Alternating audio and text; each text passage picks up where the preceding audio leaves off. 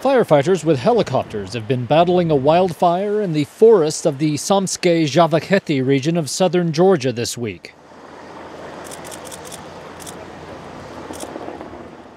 August 22nd marked the third day of fighting the blaze, which has been stoked by strong winds and has already burned more than 12 hectares, according to local reports.